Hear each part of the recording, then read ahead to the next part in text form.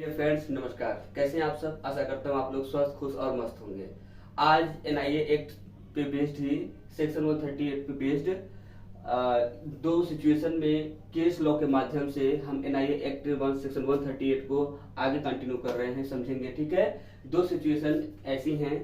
देखिए, हम आपको जो है एक एक सिचुएशन को जो है क्लियर करेंगे और उम्मीद करता हूँ कि आप लोगों से जो है इन दोनों सिचुएशन से और एनआईए एक्ट के सेक्शन 138 के जो कॉन्सेप्ट हुए हैं और भी क्लियर होंगे।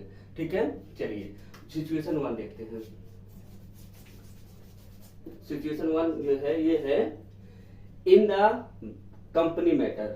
ठीक है, check issued by designated authority. मतलब अगर किसी जो है कंपनी में कोई डेजिग्नेटेड अथॉरिटी है, मतलब कि कोई एक सुपीरियर ऑफिसर है जिसको कंपनी ने एक जो है अधिकारी के रूप में अपने यहाँ नियुक्त किया है और वो उस अधिकारी को यह पावर दी गई है कि वो कोई भी चेक साइन कर सकता है। ठीक है, उस कंडीशन में उसके द्वारा जारी किए गए चेक की क्या कॉन्सिक्वेंस होंगे अगर चेक बाउंस हो जाता है तो। ठीक है, पहला जो है सिचुएशन है। सेकेंड सिचुएशन ये है कि check issued in the security against issuing loan. आप लोगों को सबको पता है या नहीं पता है तो आप लोग जान लीजिए, जो भी फाइनेंशियल इंस्टीट्यूशंस या बैंक हैं वो अगर कोई भी लोन इश्यू करती हैं तो उसके एवज में क्या करती हैं, अपने कस्टमर से ब्लैंक चेक जो है साइन करा लेती हैं। ठीक है, ब्लैंक चेक साइन कराने का मेन पर्पज उनका होता है सिक्योरिटी। सिक्योरिटी मतलब कि इन केस अगर कभी कस्टमर जो है इंस्टॉलमेंट देने में फेल होता है तो उस कंडीशन में क्या होगा कि बैंक क्या करती हैं, उन चेक्स का इस्तेमाल करती हैं एनआईए एक्ट के सेक्शन 138 के अकॉर्डिंग उन चेक को लगाती हैं और बाउंस कराती हैं और लीगल प्रोसीडिंग चालू कर देती हैं। ठीक है, अब हम फर्स्ट सिचुएशन जो है उस पे बेस्ड जो है एक केस है, उसको हम समझेंगे, उसके फैक्ट को, फिर आगे हम इसको समझेंगे। ठीक है, जो केस का नाम है ध्यान से समझेंगे आप लोग, मनमोहन पाठक। क्या नाम है? साइटेशन बता रहा हूं, केस का citation Manmohan Pathak versus Cisco System Capital India Private Limited. ठीक है, ये है ऑनरेबल दिल्ली हाई कोर्ट ने इस मैटर में जो है अपना डिसीजन दिया है। ठीक है, इसका जो है फैक्ट क्या थे आप लोग जान लीजिए। इसमें एक कंपनी में जो है सीनियर जो है अथॉरिटी थे, जो साइनिंग अथॉरिटी थे, चेक साइनिंग अथॉरिटी थे, उन्होंने चेक इशू किया और चेक जो है बाउंस हो जाता है। ठीक है, और फिर क्या होता है कि उनके अगेंस्ट जो है सूट फाइल कर दिया जाता है।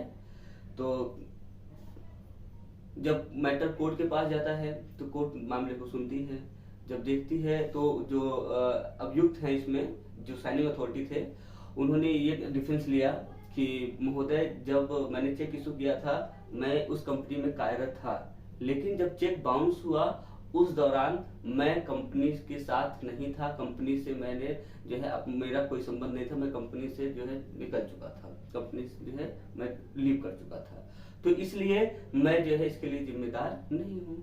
तो कंपनी ने जो है इनकी बातों को ध्यान में रखते हुए और एनआईए एक्ट सेक्शन 138 में जो है प्रोविजन को फॉलो करते हुए जो है कोर्ट ने भी जो है देखा और समझा, तो कोर्ट ने भी यही जो है डिसीजन दिया कि कोई भी पर्सन मात्र सिग्नेचर करने से ही किसी जो है चेक बाउंस के लिए जिम्मेदार नहीं होता। कोर्ट का डिसीजन है कि मात्र साइन करने मात्र से ही किसी पर्सन को हम लायबल नहीं ठहरा सकते। अगर उसको लायबल ठहराना है, दोषी तब माना जाएगा जब वह व्यक्ति जो साइनिंग अथॉरिटी है, जब वो उस कंपनी के साथ कंटिन्यूअस सर्विस में हो, सेवा में हो, तभी माना जाएगा उसके लिए लायबल। ठीक है, तो इसलिए जो है इस केस में उस अभियुक्त को क्या करती है, केस जो है अपराध मुक्त कर देती है और केस को क्या कर देती है, क्वाइस कर देती है, खत्म कर देती है। ठीक है, होपफुली आपको फर्स्ट सिचुएशन समझ में आया होगा। केस का नाम क्या है, Manmohan Pathak versus Cisco System Capital India Private Limited, 2022 का केस है। ये Delhi honourable Delhi High court ने इस पे डिसीजन दिया है। अब हम आते हैं दूसरे पहलू पे, दूसरी सिचुएशन पे। ठीक है, दूसरी सिचुएशन क्या थी? दूसरी सिचुएशन थी check issued in the security against issuing loan. कोई भी फाइनेंशियल इंस्टीट्यूशन जो भी लोन इशू करती हैं, चाहे वो बैंक हो चाहे वो जो भी फाइनेंशियल इंस्टीट्यूशंस हैं, हमको पहले आपको बताए थे कि लोन देने से पहले क्या करती हैं, जब किट साइन होता है, जब जो है एमओयू बनता है, उसके बीच जो है कंपनी जो है कस्टमर से ब्लैंक चेक साइन करवा कर ले लेती हैं। ठीक है, तो उस कंडीशन में देखिए जो एक केस है, इसमें इन्होंने भी जो है चेक जो है कंपनी को दे दिया था और कंपनी ने किस तरीके से यूज किया, अब हम उसको इस केस माध्यम से समझेंगे। केस का नाम क्या है, सुनिए बेटा।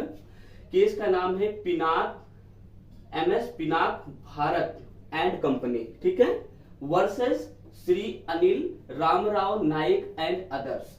ये क्रिमिनल अपील है, क्रिमिनल अपील नंबर है 1630 एंड 1631 ऑफ 2011 का केस है और फाइनलाइज किया गया जो है Mumbai honourable Mumbai high court द्वारा। कब किया गया, इसकी जो है फाइनल जजमेंट डेट है 13 दिसंबर 2022 को इसमें final judgment honourable high court ने पारित किया। सिचुएशन क्या थी बेटा, ध्यान से सुनेंगे फैक्ट इस केस के। इस केस में क्या हुआ कि जो लोन प्रोवाइडिंग कंपनी थी उन्होंने क्या किया, जब जो है पार्टी को मतलब कस्टमर को विदाउट इंफॉर्मेशन प्रायर नोटिस दिए, सूचना दिए बिना जो सिक्योरिटी में चेक लिया था इन लोगों ने, उन चेक में डेट अमाउंट डाल के चेक को क्या किया, लगा दिया अपने अकाउंट में और चेक को करा दिया बाउंस।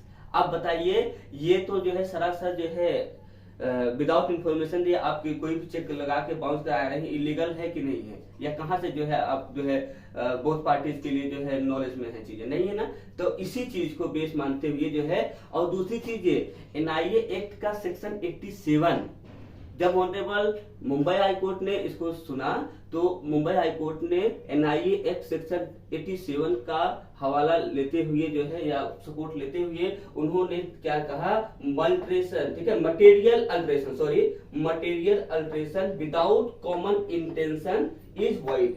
किसी भी चीज में अगर मटेरियल अल्ट्रेशन किया गया है, कोई भी जो है बदलाव किया गया है, चेक डेट अमाउंट फिल किया गया है, अगर कॉमन इंटेंशन मतलब कि सामान्य आशय का मतलब होता है कि कोई भी कार्य जो किया जा रहा है उसमें जितने भी लोग सम्मिलित हैं उन सबको पता होना चाहिए कि ये चीज हो रही है, उनके माइंड में प्रायर इंफॉर्मेशन होनी चाहिए। लेकिन क्या यहाँ पे प्रायर इंफॉर्मेशन थी? नहीं थी, क्योंकि कस्टमर को कोई सूचना नहीं दी गई थी बैंक द्वारा।